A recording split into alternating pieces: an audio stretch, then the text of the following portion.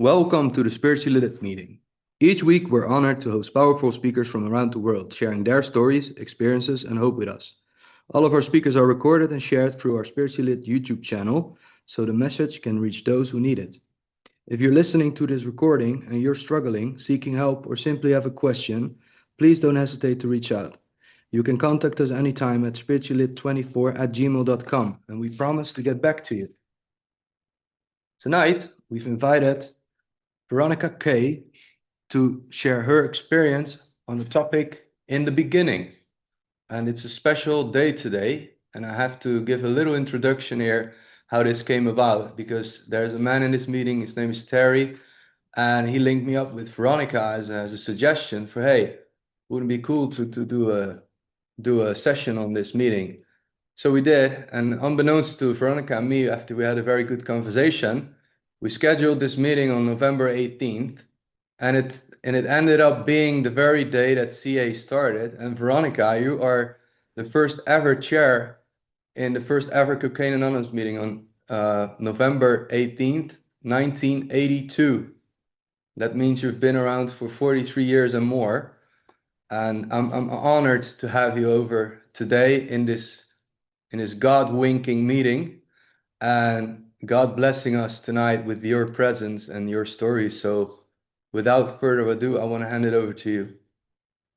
Hi, welcome to the first Cocaine Anonymous meeting. I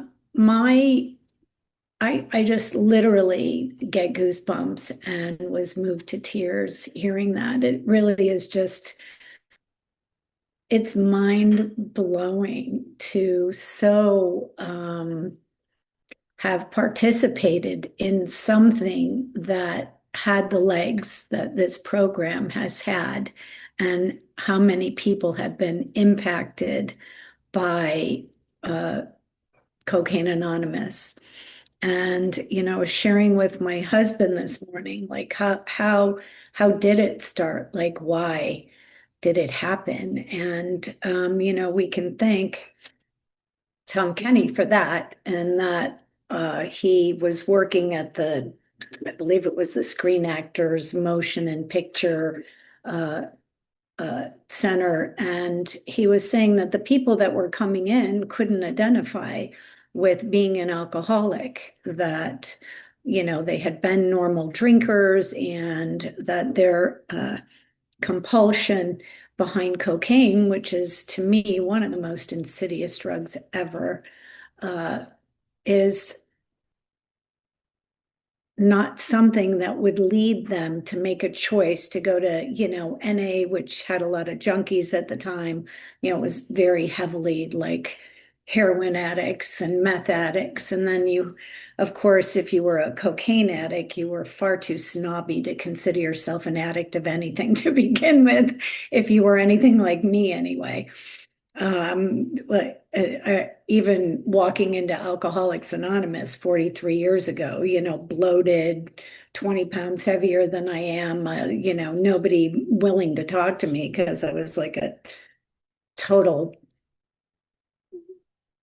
incomprehensible demoralization had occurred by the time I walked in the rooms. And to have found a path, and then to have been a part of a group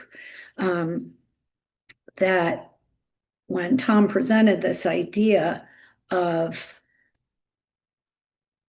starting a Cocaine Anonymous meeting so that people that identified as coke addicts but couldn't identify as any kind of another addict would have a place to go.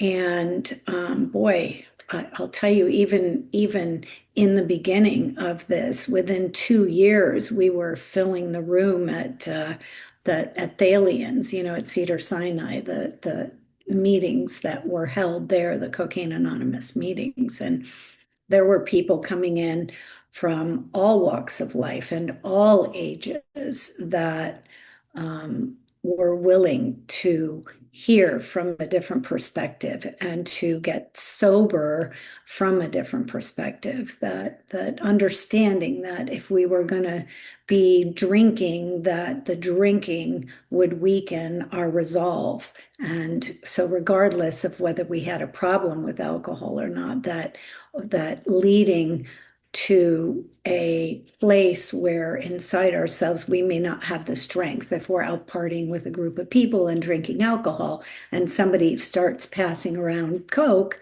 then who's going to say no to that if you're already partying and going down the road? So the idea of nothing mind altering, as they say in Alcoholics Anonymous as well, has, I think, served a lot of people.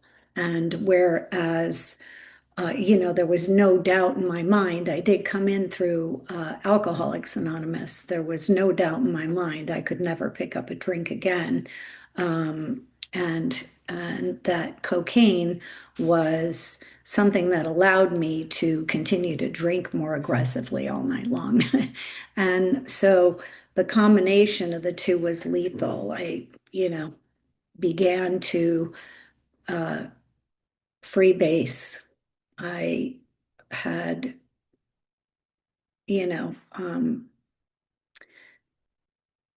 who I am as a woman today, I am so deeply grateful for, because even beyond alcohol, cocaine put me in places, situations, and with people that put me in harm's way physically, that led me to behaviors.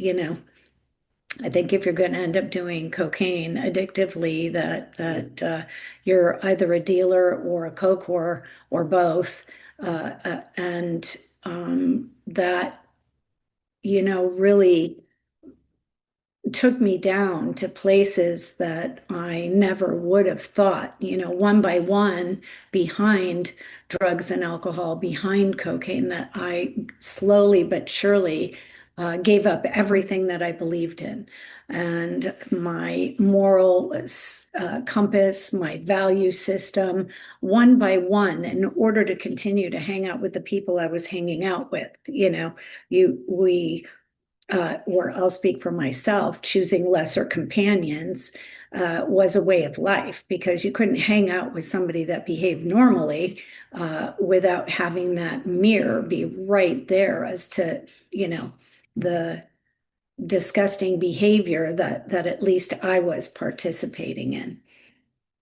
So, my vehicle, skipping to, like, we all have the most horrible stories, I'm sure, behind cocaine, stealing, sleeping with people that I didn't know. I mean, one night I was so desperate and my coke dealer wasn't answering his phone. I literally climbed the outside of his house onto his balcony and into his bedroom window.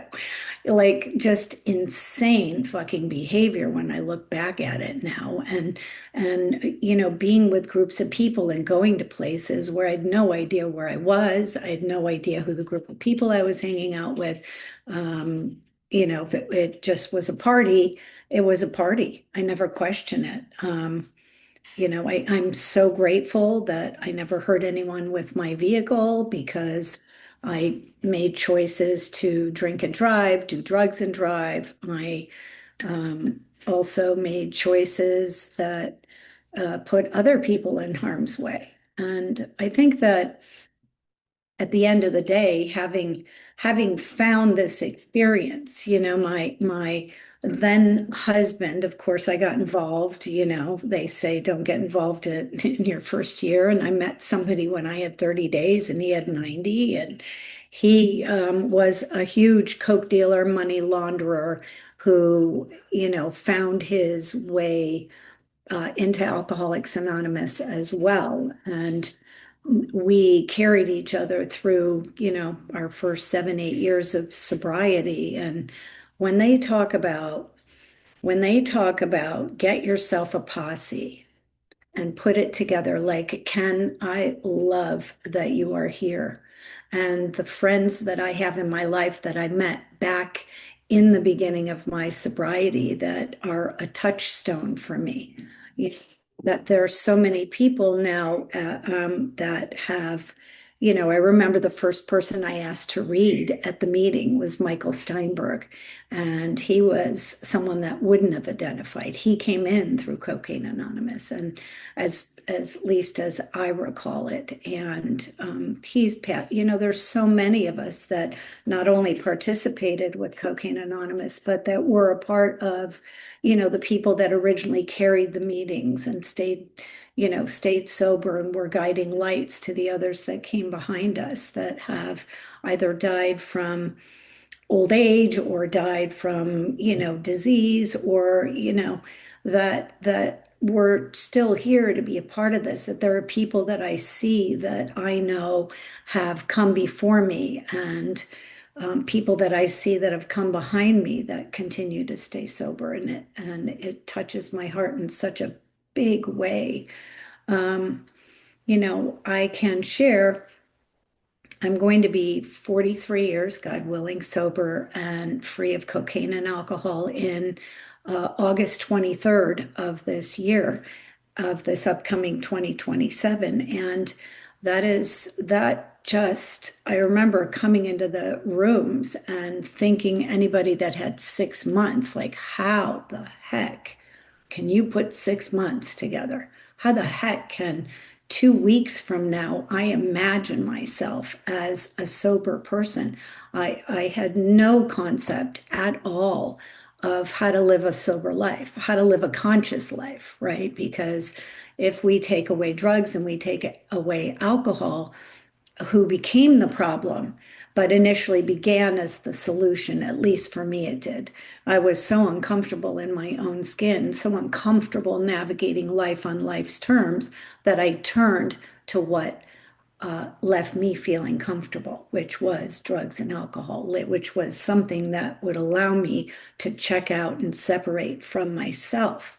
And I didn't have a belief in God when I walked in the doors. I was just a shell of who I am as a woman today. And I'm so grateful that my children have never seen me drink or use, and that I have been given guidelines to living. Like, how lucky are we that we have steps and we have traditions and we have service and we have actionable direction that we can take every single day, that no matter what comes up in our lives, we can choose to walk through it consciously. And talk about community. Oh my goodness, I don't know, if any of you have experienced this, but the reach and the hand of the rooms and the people in these rooms and the identification in these rooms. I can walk into any meeting anywhere at any time, and there are people there that may look different, be different ages, come from different vocations, have different financial status. And I walk into those rooms and it doesn't matter who's in there. I feel like I'm seen. I feel like I'm understood. And that is an incredible experience.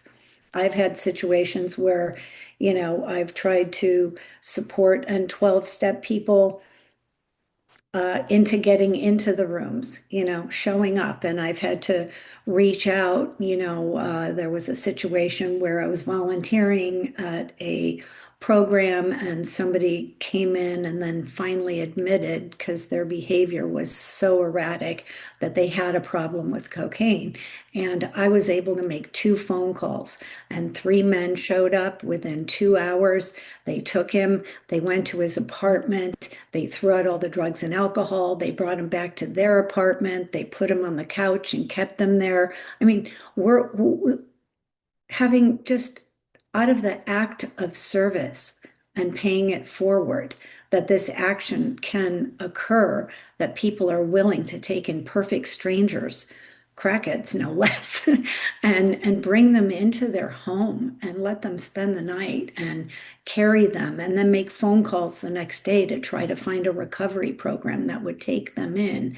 I mean, it's mind-blowing. Where else can you go where the outreach is so full and so supportive that this is an experience that gets carried forward. And that is why we are here with 74 people from different countries and different walks of life and different places and different time zones. And we're here in support of each other, and we're here holding each other in a way that lets everyone here, including me, know, oh, I have a place to go. I have a place to go today.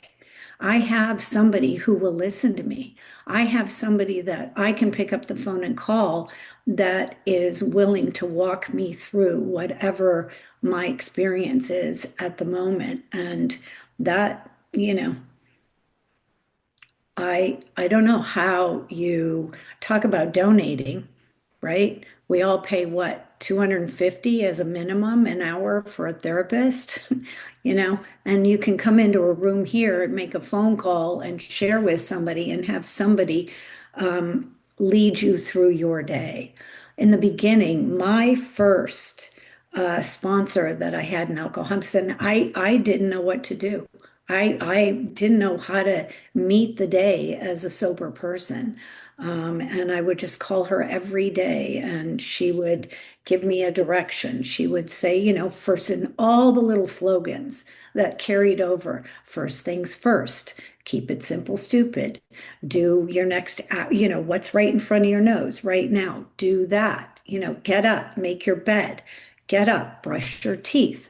It becomes that simple where I was able to look at, okay, I'm learning how to walk, so I'm crawling. So it's one simple little step at a time. In this past year, I don't know but I lost my home and everything and my history and everything in the fires that occurred in the Palisades here in California. And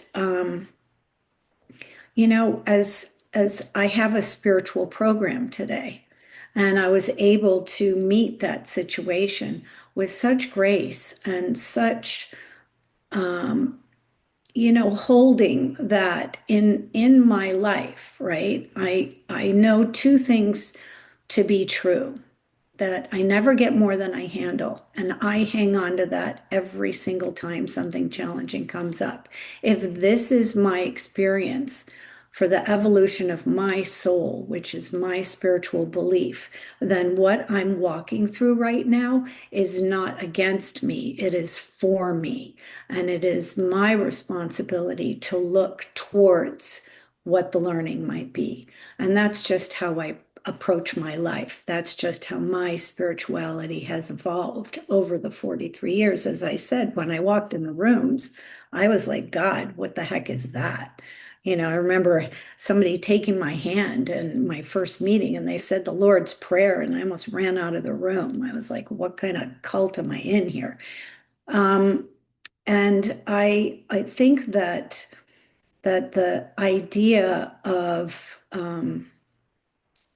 service in the way that we serve others here as a guideline for living, that we shake hands and we're greeters, that we clean up after meetings and pick up cigarette butts and coffee cups. And when I came in the meetings, at least, we were still washing cups. There weren't disposable cups.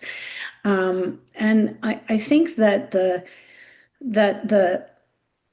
the greatest gift, though, that I would say that I've gotten in these rooms has been the gift of finding a power greater than myself, finding that I wasn't in control, although God knows I still try to be in control of everything, that I'm not in control of everything. I know that God's in charge and that I just have to step away and allow. I find myself when I'm trying to force something to happen that I remember, oh, right, okay, I don't need to force anything to happen. I just need to listen and take direction. And so, it's been the greatest blessing ever to have this experience in my life, to be able to be sober, to be able to um, live consciously. I see people, even people that aren't addicts, that are living a life of numbing themselves. They are expressing themselves in a way where they're disconnected from their greatest voice, the voice that comes through us. I come and I speak and I pray to be a vehicle, to be God's vehicle here, and to be able to share something that touches, even if it touches one person in the room, even if it doesn't touch anyone in the room, honestly, the person that's going to walk away from this sober is going to be me. And that's a blessing. Just like if I wash the cups, or just like if I, show up and pick somebody up who can't drive to a meeting and get them there.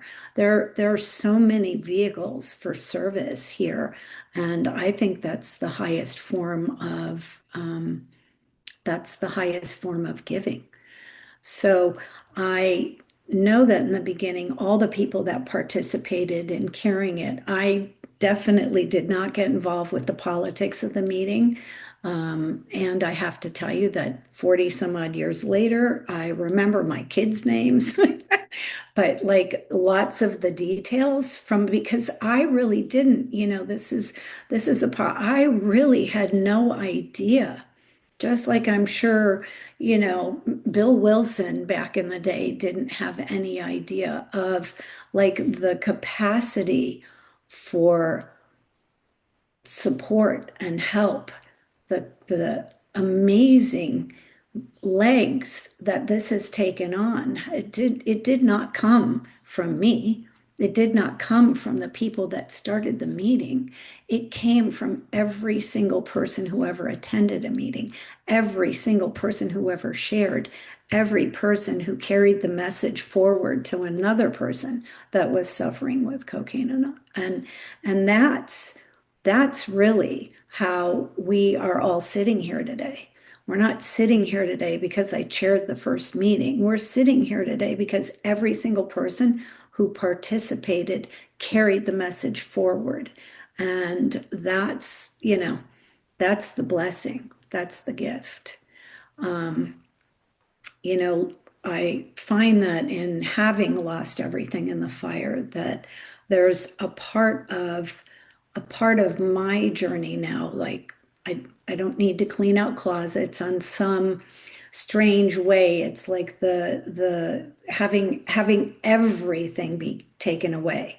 I don't have any family history photographs. I don't have any children's papers that were saved. I don't have any photographs of my parents or my brother. My brother has passed on. He died sober. My mom and dad have passed on. And this idea of it has been an unsettling year, and then not knowing where to live, and not trying to put a life back together. I'm just now in September moved into the first uh, year rental that wasn't like a furnished quick holding place. And the simplest little things. You don't get to be my age. I mean, I had everything on the planet, and so far as kitchen, and I'm thinking about making Thanksgiving dinner, and I'm like, oh wow, I have plates and dishes. I don't have glasses yet. I don't know if I have enough silverware to get everybody going. It's like rebuilding a life again, and on some level, it reminds me of walking in when I first walked into the rooms where everything in my life was taken away. I was bereft spiritually. I was bereft morally. I had no friends that weren't lower companions. And I walked into that room of Alcoholics Anonymous the first night, and I put my hand up as a newcomer. I don't know how that happened. The people pleaser in me, one of my character defects that carried me through and saved me. And I came back. I raised my hand. People came and they, you know, uh, gave me a meeting to go to. They met me at a meeting, and the person that was cleanup chairperson at the first meeting, Tony M, and he's passed on, and he was the greeter at the Sunday meeting, and he his face lit up as only we would know when you walk into the rooms and you know someone comes back. Like you see a newcomer and then you go to the next meeting and that newcomer has come back again. There's a joy, or at least there was in Tony's face. And it was the first time that somebody in a long time had been happy to see me. And this was how I was carried through by everybody that showed up. And what an incredible experience that was for me. And I rebuilt my life. And when I think of what I'm walking through now and what I walked through then as a comparison, I'm like, wow, the best is yet to come. Because would I be the conscious woman I am today? Would I be I mean, thank God that my children and now my grandchildren are going to have me as a woman with integrity, with dignity, with wisdom, with, where I'm not some, you know, crackhead just trying to, keep it together every day. And so what I just think what an incredible blessing that is. And honestly, Nick, let me just check in. I don't know how much time I have. You still have like 20 minutes, so Oh my, okay. All right. So in that experience, I get to look at like, wow, how lucky am I? How lucky am I that I could walk in a position of trusting that what's about to come before me is only going to get better. Because look at what I've come through already. And to be able to, while I don't go to as many meetings anymore, and I'm married to a normie, so, there's life is very full and rich and active. I know that, I'm lucky that none of my children are addicted to alcohol. Maybe they smoke too much pot, that's for sure. I mean, addicted to cocaine. I have a daughter that I think would be well served to get sober. And then I get to add in Al Anon. I get to add in one of our sister programs that also is about my taking responsibility for myself and keeping my nose on my own face. And that's critically important. It supports me in my relationship with my husband, supports me in my relationship with my kids. Although I have to say, I'm not as great as staying out of everyone's business as I'd like to be. And, that can get me in trouble sometimes. And I think that, just as relatable, I have a completely perforated septum, and the the idea that I thought my behavior was normal, that my behavior was just about going out there, having a good time, that I didn't see, or that I could so justify the place that I had gotten to by letting go one at a time of everything that I believed to be important to me, you know, that moral compass and that integrity and that dignity that slowly but surely I eroded every single day in all the choices that I made, because I was not making conscious choices. I was not making choices that would serve and support others as well. I wasn't a good friend. I wasn't a good, yeah, I hung out with you if you had Coke. I hung out with you if you could buy me a nice dinner. I hung out with you if you didn't make me look worse than I was. If you had your life together, if you were, not that you would be hanging out with me, but that wasn't a decision or a choice I made ever. Um, I left myself in, situations, people, places, and things where it was dangerous, you know. I had the DEA sitting outside the office that I worked because the Coke dealer that whose balcony that I climbed had people literally one Halloween party come through the party with DEA vests, walking around, mingling with everyone, just checking it out. And I'm just like blown away that I was never incarcerated. I just, have been carried by the grace of God, really, through unmerited favor. I'm sitting here before you today, not through any, great action that I did when I was out there drinking and using. Um, and I feel so blessed because the truth is, I could have gotten sober at 14. I could have gotten sober at 15. I never ever I came out of the gate abusing drugs and alcohol. I came out of the gate just wanting to check out and not be connected to myself. I still today, sometimes find myself playing games on my phone. And the next thing I know, it'll be 2 hours later. And I'm like, what am I doing? I have so much to do, and then I'm sitting here, playing these games on my phone, and that's still a way for me to leave myself, to separate. Sometimes when it feels like it's too much, or I'm overwhelmed, or I don't want to deal, these moments, or sometimes days and hours still come up for me. And I have to take the action that is just like day one when I got sober. All right, what's in front of me right now? Put your phone down. Don't pick it up again. What's in front of me right now? Here is the next actionable step to take. If I can't find my way to even doing that, pick up the phone and call somebody and see how their day is and get out of what is happening inside of me. And I'll tell you, I have had every form of therapy.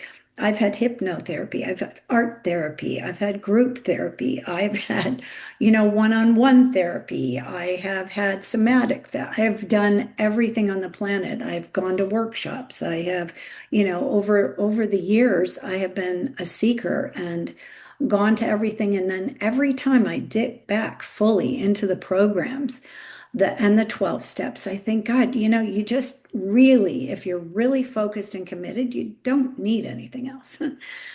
Sometimes it's good to get neutral perspective for sure. And I don't regret a single path that I've taken in my sobriety. And I think that the action that Alcoholics Anonymous and that Cocaine Anonymous and that the 12-step programs bring to us are incredible.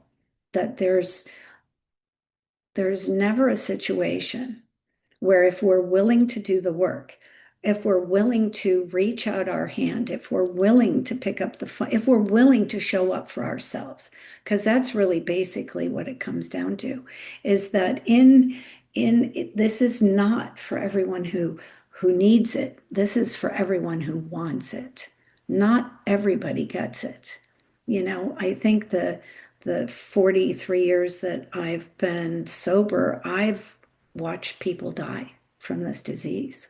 I have watched people, come in and out of the rooms and just over the course of 10 years, 15 years, and each time they come back, and then they just can't hang on to it and they go out again, and their life continues to unfold and get worse and worse and worse. And so, I'm grateful that I get to see something like that on the outside because it keeps me showing up every day. You know, again, I want to say that for me, I'm beyond blessed because the obsession was lifted for me.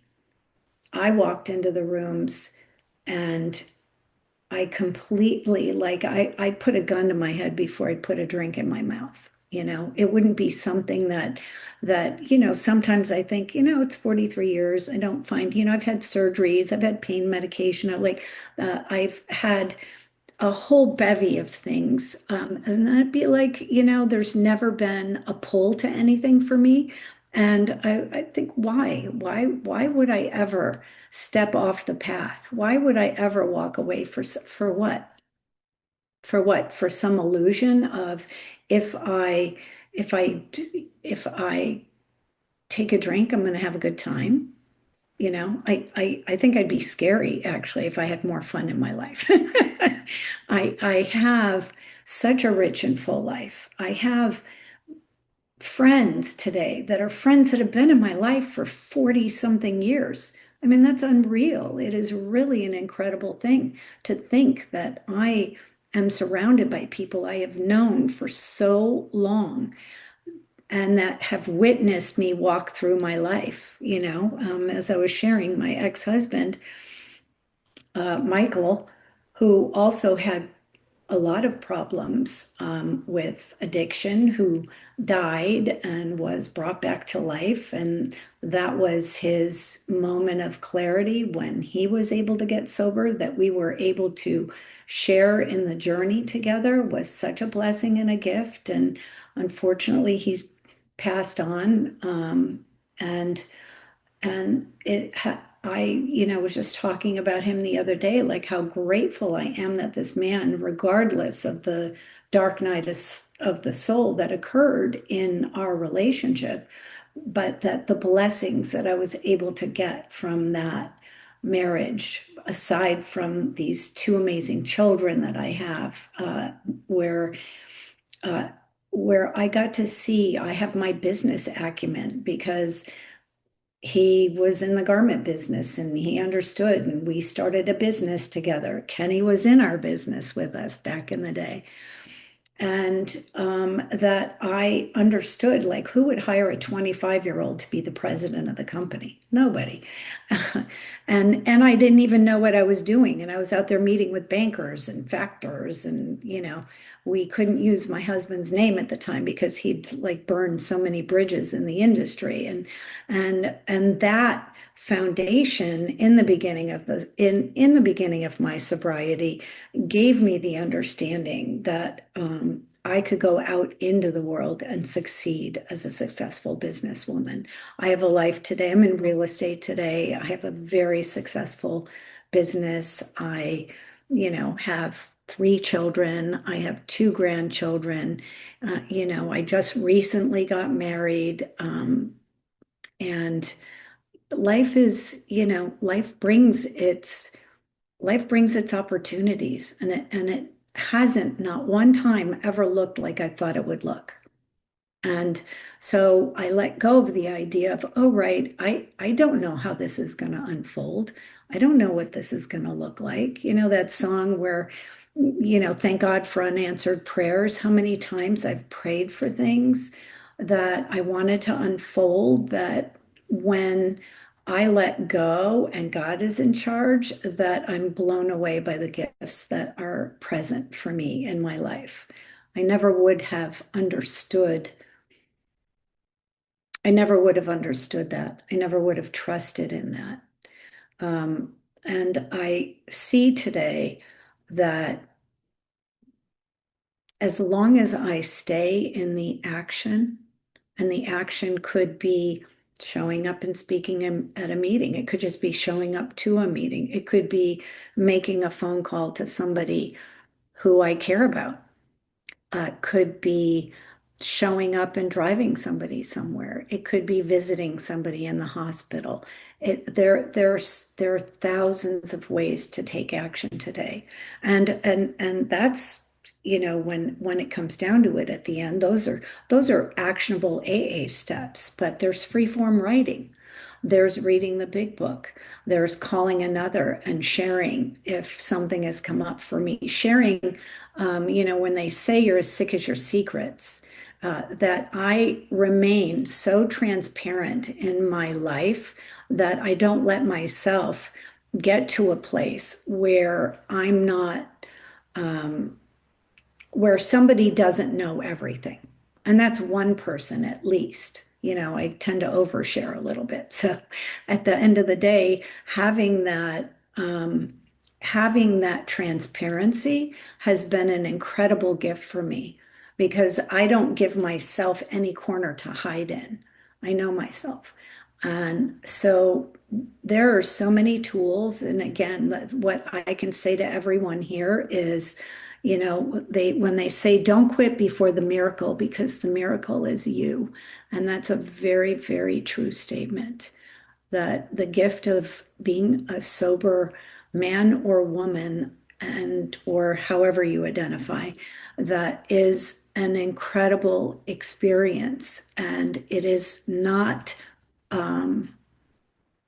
it isn't something that should be taken lightly, because this is not everybody is going to get it. Not everybody is going to be able to stay. Not everybody is going to avoid incarceration, death, institutions. There are going to be those of us that are even here, in this room that are, thank you, in this room that are not going to make it.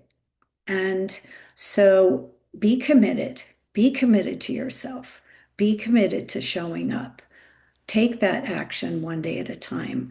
Give your hand to somebody else and help somebody else. When it feels like you can't do it, ask for help. Follow the steps. Get a spiritual connection with God. Work your process. Show up, do your writing, read your book, call another. And that's really the blessing here, you know, that's really the blessing here. And I'm so grateful. I'm grateful to have this.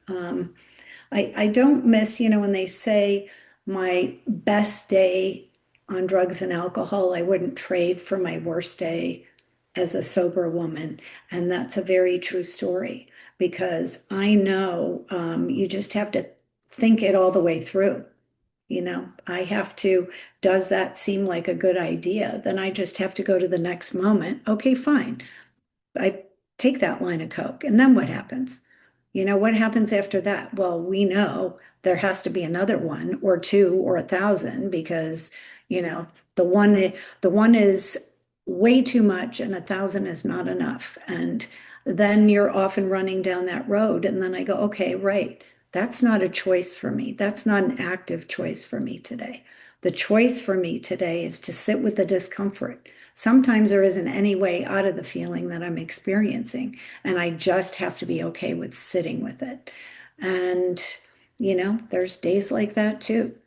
And I know I'm not alone, and that's a blessing and a gift. And so I'll just say again, the miracle is you, and don't walk away. Don't walk away from yourself. Invest in yourself, invest in others. And thank you for letting me share today. Thank you.